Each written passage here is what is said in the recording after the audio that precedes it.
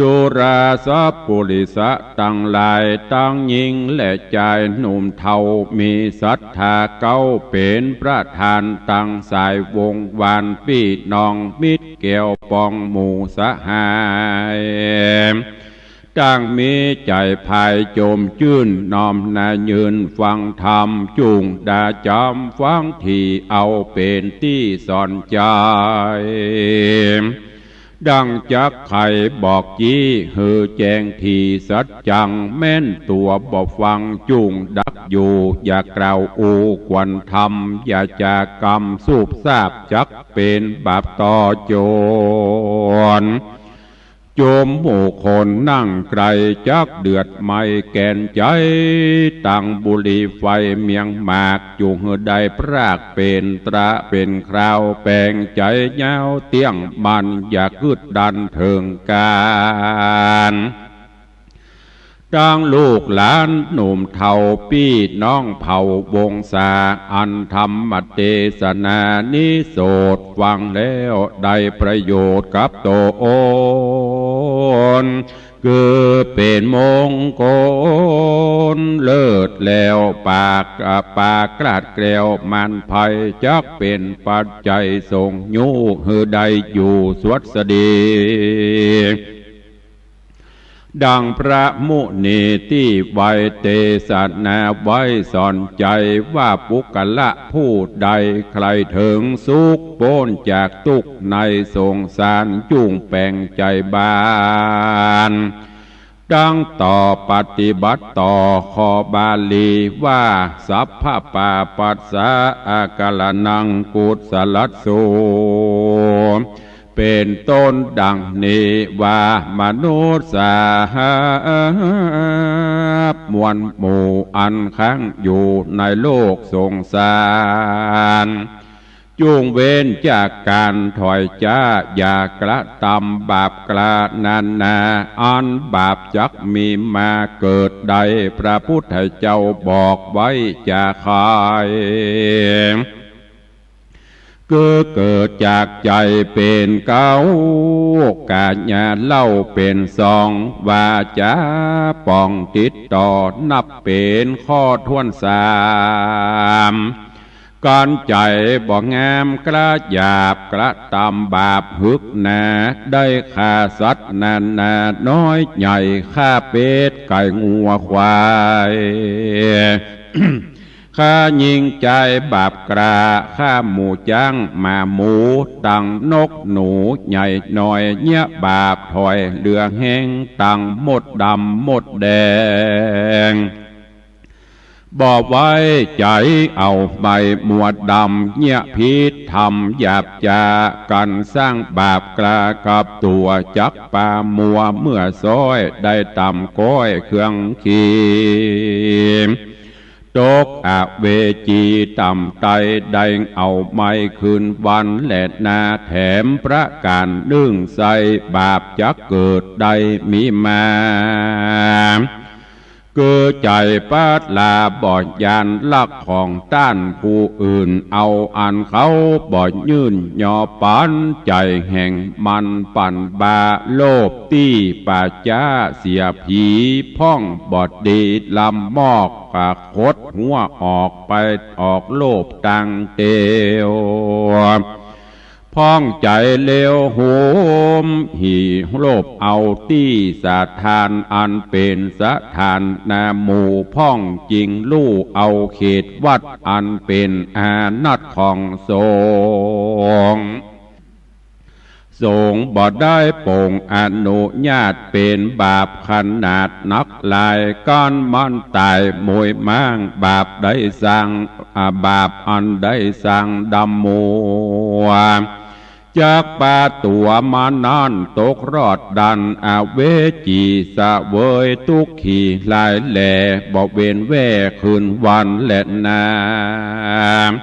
แถมประการหนึ่งเล่าคนหนุ่มเทายิงใจกวนคะนิ่งหมายขวาดหูว่าบาปจะเกิดอยู่กับตัว กือใจเมามัวถอยไรเนี้ยบาปใบต่างกามเมนีละเสียกู้ปองอันเกยห่วมห้องกันมาไปสิเนกหาคนอื่นบ่โจมจื้นผัวเมียโดนบาปจักบันโดนตอบใส่หือตกให้จังไรกันผู้ใดเนี้ยดังอันครอบครัวนั้นย่อมเดือดร้อนตุกบ่ผ่อนเครื่องขีมบ่เป็นดี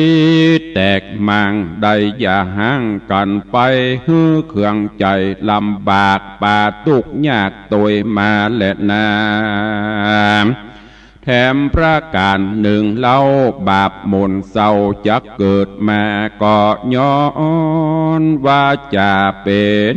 เหตุดังพระหักเตสนาไว้ว่าสัตว์โลกตายตั้งหลา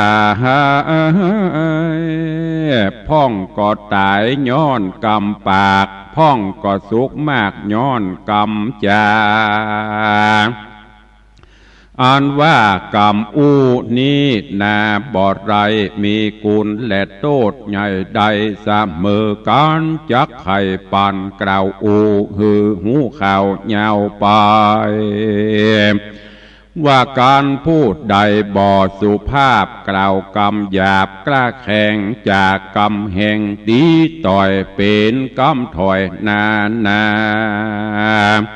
หรือจามุสาแล้วโสดจักมีโตดเต่งตัวได้มองมัวเอาไม้ป่าหืดได้เครื่องขี่บ่เป็นดีสักหยาดตุกต้องปาดตัวมาคนจักป่ากันใกล้หรือเบื่อหน่ายจังไรบ่เป็นสหายบ่เป็นสหายมิตรแก้วเบื่อหน่ายแล้วบิดหน้าหนียามเครื่องขี่ยากไรหรือภัยเอาไม่มีมาได้เครื่องกาต่ำก่อยตุกจ่องหวยมาจูภัยบ่อินดูช่วยกำจูช่วยพร่ำขุนนาย้อนกรรมจานานเล่าเป็นเหตุเก้าป่าวายเหตุนอนกันยิ่งใจม้วนหมู่จักกล่าวอู้ขี่ยากวนไข่จ่าปากม้วนหืดถูกทวนกองทำบ่ไข่กำปริ้นปอกบ่จุลอกบ่จุหลอกมาอาญาไข่กำจ่าโดยซื้อบ่ได้หือผิดศีลคนใดยินกรรมอูจากชื่นสู่ยินดีจักผ่านนี้หักขอดบอลลาตอดเราราจักเขาจักมาอยู่ใกล้จูช่วยใจกระทำการเหิงตกผ่านตำกอยเขาจักไฟห้อยมุตัวมาจนจูช่วยก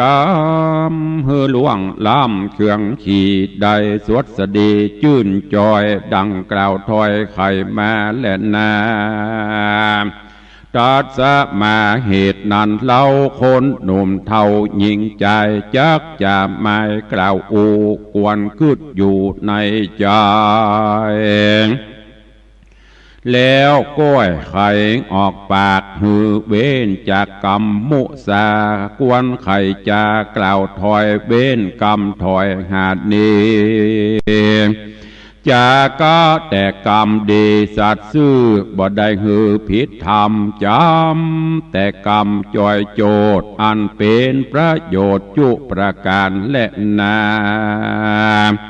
แถมประการหนึ่งใส่บาปจักเกิดใดมีมาคือความลาสาประมาทหือเราหยาดลงต้องแล้วด่าห้องยิงใจเสียสติหลายใจจาเงี่ยไข่นาตัวเก่าอันว่าน้ำเหล่าสุราการพูดใดนาลื่นสู่มักดื่มอยู่ตึงวาน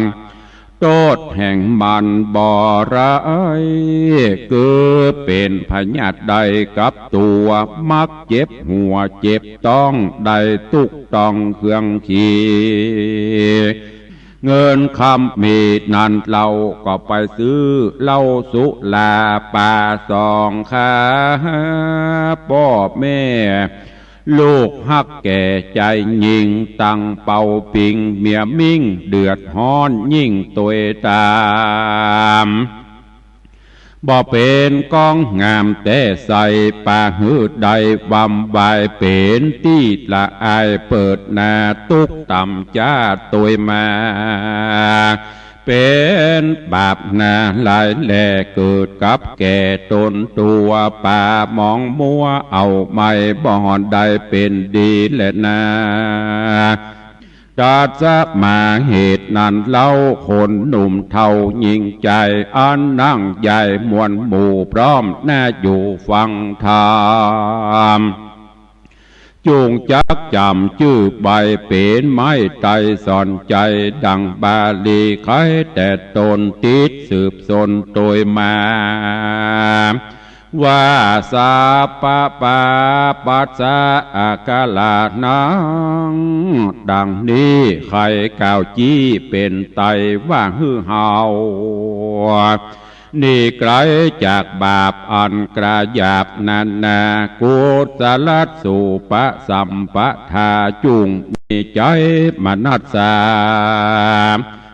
ภายแผ่สั่งไว้แต่ตั้งดีบุญกุศลมีอย่าได้ขาดบ่ประมาทยามใดคือมีใจอันใสผ่องแผ้วเป็นดังแก้วพระพาหือมีใจนี้นาเป็นเก้ากาญญานันเล่าเป็นขาใจดังว่าได้ไว้ดีลีการใจเฮาดีผาเสดย่อมปะฮือเกิดเจยบานสุขสำราญเจอเอิ่นจอยบ่ต่ำก้อยเครื่องกาถึงกาญาณิเฮานี้ตุกเสียงตี้บ่ผ่อนบ่ได้ยั้งย่อนการงานแต่ใจเจยบานโจมจืนบ่มีตุกอื่นอันใด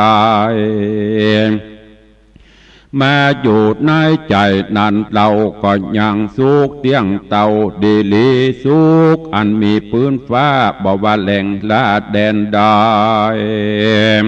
ยักเหมือนสุขใจตัวเก่าบ่มีแต่เล่าในโลกาดังโบราณจากกล่าวอูว่าถึ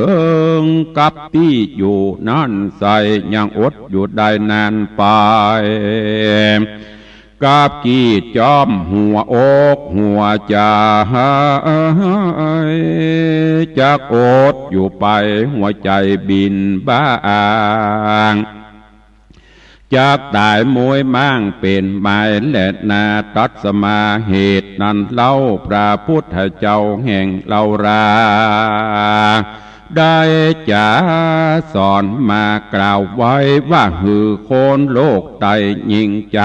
มีใจภายโจมจืนปีติตื่นเจยบานอย่าฮือภัยมันกระยาบมาขนาบใจโดนเป็นตั้งอากุศลหยาบจาพิษจากสินหาดิเลเกิดแต่ต่างดีผาเสดว่ากองอันเลิศสินใสเฮาปฏิบัติไปบ่ถูกต้องการพิษจากจองวินัยกองก็จักป้องเสียใหม่ปฏิบัติไข้เป็นแก่นหืดถูกแม่นเป็นจริงมันคืดขันนิงข้ามเจ้าแถมประการเนื่องเล่าอย่าประมาทมีเปลี่ยนบอกขาดต่างบุญฮือตันนุนจะใจสร้างบุญไว้กับตัวเอาเป็นขัวไก่หลอดเวียงแก้วยอดเนลปานเป็นนิจการข้ามเจ้าเปลี่ยนละบาปเก่าปังลาง เปลี่ยนละหวังล้อมไว้บ่หือบาปใหม่มีมาเปลี่ยนแสวงหาจุมือยังบุญใหม่หือมีลายบ่อยู่ได้ปังเป่าเปลี่ยนรักษาบุญเก่าแนวไปการพูดใดบ่ประมาทบ่ประมาทมีเพียรบ่ขาดดังนี้บาทปราดเก่าจี้จะคอยว่าเป็นปัจจัยแผ่กว้างปาหือเกิดสวัสดีได้สุขีญาตินี้บ่มีตีสงสัยกันกลากลายละพรากตายเสียจากเมืองโคนยอมเอาโหโตโอ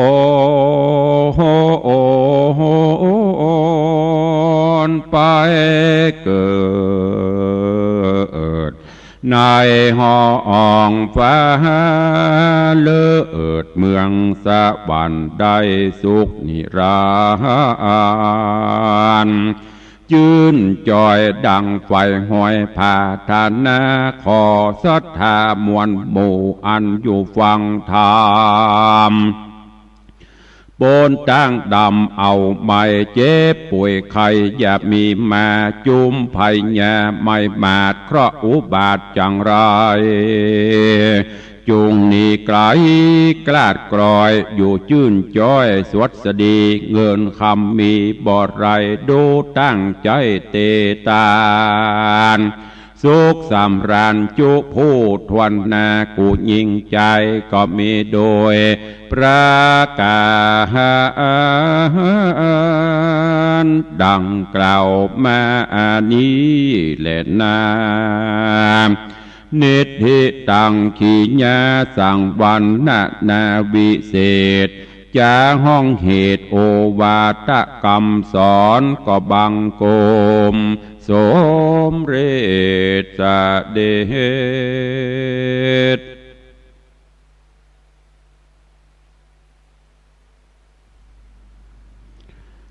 เจ้านี้ก็ได้ฟังพระสัทธรรมเทศนาโอวาทะหรือว่าโอวาทคำสอน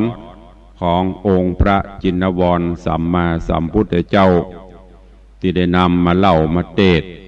ให้กับญาติโยมทั้งหลายได้สดับรับฟังกันอันเป็นธรรมก้อมก็จบปริปุณณังไปก็ดังที่ได้กล่าวแต่ต้นแล้วว่าเฮาท่านทั้งหลายอันเป็นเจ้าพุทธ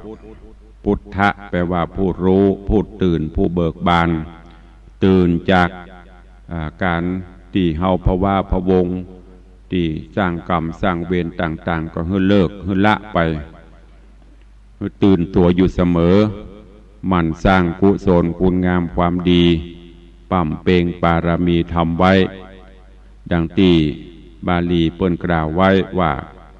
สัพพะปาปัสสะอาการนังกุศลสูปสัมปทาสจิตตปริโยทะปนังอันนี้เป็นโอวาทปาติโมกข์ที่พระพุทธเจ้าได้ตรัสไว้ก็หมายถึง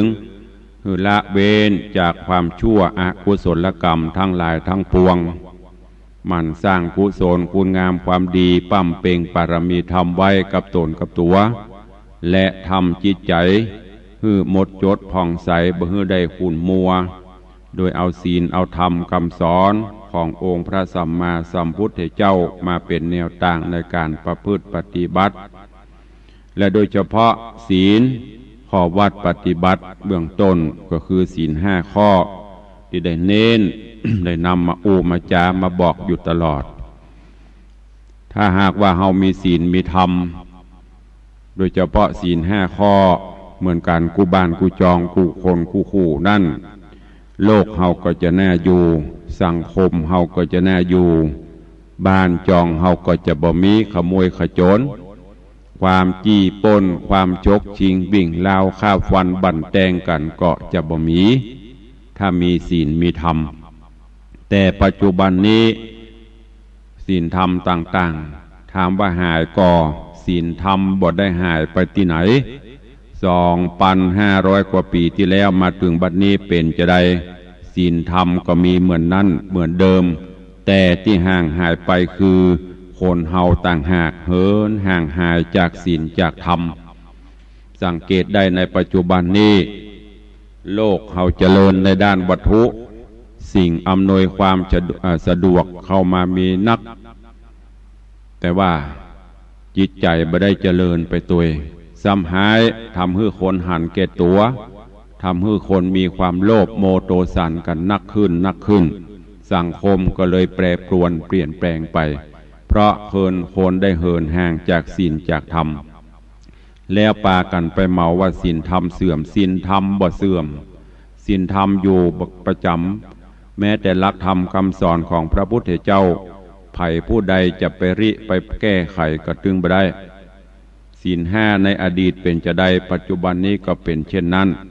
แต่เฮาตั้นทั้งหลายต่างหากตีไปปาเอาตนตัวไปหลงในวัตถุนิยมจนเกินไปศีลธรรมก็เลยบ่ให้เข้าถึงจิตถึงใจลองพ่อประเดี๋ยวนี้โลกมันเจริญในด้านวัตถุแม้กระทั่งไปกินข้าวกินอาหารตามร้านประเดี๋ยวนี้เป็นมีแผวหุ่นยนต์บุรหรอหุ่นยนต์ไปเสิร์ฟอาหารแม้กระทั่งไถนาก็อยู่บ้านเพชรไถก็ได้บางท่านอีป่อยไม่เอาตู้ลุงนี่ว่าไปเลยอยู่บ้านไถนาถ้าไผ่ที่ตามข่าวสารประเดี๋ยวเปิ้นผลิตได้แล้วนะเอาคอมพิวเตอร์เอาเครื่องอิเล็กทรอนิกส์ต่างๆไปใส่ในจอในคอมเอาไปติดในรถไถใจบังคับเหมือนไปเล่นรถบินเนี่ยอยู่ที่บ้านเพีย นอนพอจอไถจะได้ก็ได้เนี่ยโลกมันเจริญยิ่งเจริญขึ้นจิตใจคนก็ยิ่งต่ำลงความหันแก่ตัวก็นักขึ้นหันเปิ้นมีก็ใครได้หันเปิ้นขี้ไล่กับปากันดูแควนแบ่งพักแบ่งพวกบ่มีจิตใจโอบอ้อมอารีละหันคนทุกข์คนยากเมื่อก่อนนั่นเปิ้นหันคนที่เปิ้นมาขอทานเปิ้นก็ช่วยไปใส่ไป25-50 บาท2 บาทก็เป็นหยังบัดเดี๋ยวนี้จะใส่เข้าไปกึดไปสปะหรอโอ้มันบะลั่งโรยกะบ้านมันบะลั่งใหญ่โตกะกึดไปปุ่นเลยบะใส่เมื่อบะใส่คนที่เปิ้นทุกข์ยากแต่ก็เดือดร้อนไปกฎหมายก็ไปห้ามไปยังไปเหียบ่ฮื้อไปขอทานทั้งที่บางครั้งความจำเป็นมันก็มีหรือแม้กระทั่งปัจจุบันนี่กับเมื่อก่อนนี่มีกรรมเปิ้นกล่าวไว้ว่าบ่นับตุพระฮื้อนับผ้าเหลืองบ่นับต่อเฟืองฮื้อนับเม็ดข้าวหันตุเจ้าและนุ่งเหลืองเปิ้นจะไหว้หมดแต่ก็จ้างป้อมก็จ้างก็ไหว้ไปปัจจุบันนี้ต้องคัดกรองล่ะหันตุเจ้าแต่ก็บ่ไหว้ป้อมก็ซ้ำหายญาติโยมทั้งหลายถ้าเฮามองแห่งอย่างหนึ่งจิตใจเฮาเป็นบุญนี่นะบุญคืออะไรอย่างบุญคือความสุขใจตุเจ้าตุลุงครูบาอาจารย์ได้เน้นอยู่เสมอบอกอยู่เสมอว่าบุญคือความสุขใจสิ่งใดก็ตามที่เฮาทำลงไปแล้วเฮาสุขใจเฮามีความสุขภัยบ่สุขเฮาสุขภัยบ่ดีใจเฮาดีใจอันนั้นแหละทำเตอะช่วยเหลือคนทุกข์คนยากมันจะโรยบ่โรยจังมันหันเปิ้นนั่งขอทานถ้าเฮามีใจเนอะอันนี้อู้ถึงเฮามีใจนะหยอดลงไปฮื้อบาทกะ2 บาทกะส่วนมันจะเอาไปซื้อเหล้าซื้อเบียร์ซื้ออย่างอันนั้นเป็นเรื่องของมันเตอะบ่ต้องไปกึดลักกึดเลิกกึดเด็กถ้าอย่าอั้นสังคมอยู่บ่ได้คนก็ไปช่วยต่างคนต่างอยู่อย่างปัจจุบันเนี้ยหันตุเจ้าบิณฑบาตก็เหมือนกันเมื่อหันไปเลี้ยงไส้ไปเตอะมันจะไปเลี้ยงลูกเลี้ยงเมียมันจะไปเลี้ยงอะไรอย่างก็สุดแล้วแต่มันเพื่อทำใจจะอีเตอะญาติโยมทั้งหลายเพราะว่าเฮาใส่ไปแล้วข้าวนี้แกงนี้สตางค์นี้ค่าหิหามาด้วยความอุตสาหะวิริยะซื่อสัตย์สุจริตของข้าพเจ้าเน้อด้วยเหือด้วยใครของข้าพเจ้าบ่ได้ไปลักบ่ได้ไปโจกของไผมาข้าพเจ้าขอตั้งจิตอธิษฐานทำบุญนี้เน้อไปฮื้อป่อฮื้อแม่ครูบาอาจารย์หรือไว้ไปหน้าฮื้อเจ้ากรรมในเวรก็ว่าไปแล้วก็ใส่ไปถามว่าเฮาสุขใจก็ขณะที่เฮาย่อนลงไปนั่นตุเจ้าแต่ก็จ้างปลอมก็จ้างมัญญาถาสปีไปบุญเกิดขึ้นแล้วลูกโอ้อิ่มอกอิ่มใจวันนี้ได้ทานส่วนผลที่มันจะตามมามันจะเอาไปขายมันจะเอาไปตามเรื่องมัน อันนี้ต่างคนก็ต่างไปพะวงกมดเอาเข้าเลยบ่ใครใส่บาตรหยัดปกเลยบ่ใครทำบุญสูญตานจิตใจมันจะว่าสูงกว่าบิใจอันนี้แหละเป็นเหตุผลที่เกิดขึ้นในสังคมเฮาปัจจุบันนี้ก็เริ่มฝากไว้เนอะกับญาติโยมทั้งหลายอันยังก็ตามที่เขาทำ ถ้าคิดมันเป็นสิ่งดีเนอะจะทำในสิ่งที่บดีนะทำในสิ่งที่ดีทำได้เขามีความสุขทำไปเถอะไม่ต้องไปภาวะพะวงจะเป็นอย่างอื่นอย่างอ่ะอันนี้ก็ฝากไว้มีความอบอ้อมอารีมีจิตใจกำอู้กำจาวจีไพเราะอู้ม่วนจาวานจิตใจเบิกบานมันกินมันตานไปบุญกุศลจะได้สนองตอบเฮาบัจจากระเวยถ้าหากว่ามันยังบัตอบสนองเตื้อก็แสดงว่ากรรมเวรเฮายังบ่เสี่ยงกรรมเฮามีนักในจัดแล้วเฮาอาจจะได้สร้างไว้หลายปีนี้เกิดจัดนี้เฮาก็สร้างบุญไปมันจะได้ลบล้างกันไปเนอะยิ่งสถานการณ์ปัจจุบันนี้พระพุทธศาสนาก็โครงเครงมีกระเรื่องกระดาวก็ฝากไว้กับญาติโยมอีป่อยแม่เฮาตัวเองข่าวอย่างออกไปบอกว่าตั้ง ตุเจ้าพระเนนตั้งอย่างก็คิดพิจารณาเอาจะไปตัวกระแสจะไปฟังแม่ไปเลยฟังหูไว้หูคิดพิจารณาให้ดี ถ้าจะอ่านเขาจะเข้าต่างเปิดมดได้ยินข่าวเข้าดีหูบดีหูแต่หูบแต่หูปากันเชื่อปากันไปโจมตีเลยห่างเหินจากวัดวาอารามแถมน้อยวัดก็จะเป็นโรงแรมจะเป็นที่เลี้ยงงัวเลี้ยงควายบนไปแล้วเนอะอันนี้ฝากไว้กับญาติโยมทั้งหลายตัววันนี้ก็ได้ได้จาได้นำธรรมะในเรื่องของโอวาทปฏิโมกข์คำสอนเหมาะสมกับบรรยากาศกลางภาษามาเทศนาจากับญาติโยมศรัทธาก็ขอให้ฟังแล้วนำไปคิดนำไปพิจารณาเอาไปใช้ในการดำเนินชีวิตประจำวันเพื่อมีสติเพื่อมีสัมปชัญญะกำกับตนกำกับตัวอยู่เสมอและที่สำคัญจะไปละศีลห้าเอาไปประพฤติปฏิบัติทำจิตใจของตนคือมดจดสดใสมันไหวพระนบธรรมทำบุญตักบาตรทำบุญทำสูญตานไปตามอัตภาพที่เฮามีอยู่ไม่จำเป็นต้องมีสตางค์จะไปทำบุญมีก็ได้บ่มีก็ได้คะแนนจิตใจเฮาเบิกบานหันพระพุทธรูปกายบางคนน่ะกายกับกายบอกไหวเตอะยกมือไหวอัดตั้งจิตเฮาเป็นบุญเป็นกุศลสารูปพระพุทธเจ้าตามถนนหนทางกาผ่านวัดผ่านบาเฮาบ่ได้ลงก็ยกมือไหวฮะจิตใจเฮาเบิกบานนั้นละบุญเกิดขึ้นละและกระสมละที่เฮาเป็นชาวพุทธไม่ใช่หันพระเจ้านั่งโกงกกับกายฮะหันตุ้ยเจ้ากับกายฮะบ่ไหวมันอย่างอันนั้นเป็นปุตสิแลนปุตบะแตปุตตามสำเนาทะเบียนบ้านอย่างประเดี๋ยวนี้มีเปลือกหูเรื่องบุหุลาวเป็นศีลเป็นธรรมตุลุงฝากไว้เนอะในเจ้าวันนี้ตัวเองก็หวังว่าคงจะเป็นสาระคติธรรมที่ศรัทธาจะได้น้อมนำไปประพฤติปฏิบัติในการดำเนินชีวิตประจำวันวันนี้ก็เวลายังพอมีอยู่ก็ขอเมตตาอนุญาตกล่าวประชาสัมพันธ์เนอะข่าวสารงานบุญกุศลของต่างวัดวังสิงคำที่จะมีขึ้นแต่ก่อนจะกล่าวถึงวัดวังสิงคำก็ขอเอิญเชิญชวนญาติโยมศรัทธาครูบาอาจารย์พ้นฝากข่าวมาต่างวัดศรีโสดาของพระเดชพระคุณหลวงพ่อในเมตตาบารมีธรรมของหลวงพ่อดัญเจ้าคุณพระเทพโกศลภาษานี้มีพระสงฆ์องค์ขเนนองค์ขเจ้าพระสงฆ์องค์เนนจำวัดจำวาที่วัดศรีโสดาก็ประมาณ 400-500 รูปในการนี้ก็เจริญปอนญาติโยมเนอะท่านใดมีเจตนาใครไปร่วมถวายเพลถวายการน้ำกับไฟทำนุบำรุงวัดก็เจริญปอนเจิญได้แล้วก็ต่างหลวงพ่อได้สร้างหอพระไตรปิฎกหรือว่าหอธรรมเพื่อที่จะได้เก็บธรรมนำธรรมคำสอนไว้ต่างร่วมก็จะเป็นที่จัดนิทรรศการต่างๆเจริญปอนเนอะไปห่วมกินห่วมทานห่วมสร้างกุศลกับพระเดชพระคุณหลวงพ่อท่านเจ้าคุณพระเทพโกศลที่วัดศรีโสดาโดยจะเป็นวันเกิดวันอย่างก็ไปได้ตลอดเวลาเนอะแล้วก็ต่างวัดหนองกายตำบลสันปะยางอำเภอแม่แตงจังหวัดเชียงใหม่พระเดชพระคุณท่านผอ.หรือว่าผู้อำนวยการสถานีท่านเจ้าอาจารย์ตุปีพระประหลัดประเสริฐหรือตุปีเสิร์ชเฮา ท่านเจ้าก็ได้สร้างวัดวาอารามถาวรวัตถุเสนาสนะต่างๆหลายอย่างในวัดหนองกายปรับปรุงพัฒนาวัดและที่สำคัญประเดี๋ยวนี้ได้สร้างอุโบสถทรงเจดีย์พุทธคยาก็ใจงบประมาณนักอยู่แล้วก็เสร็จไปประมาณ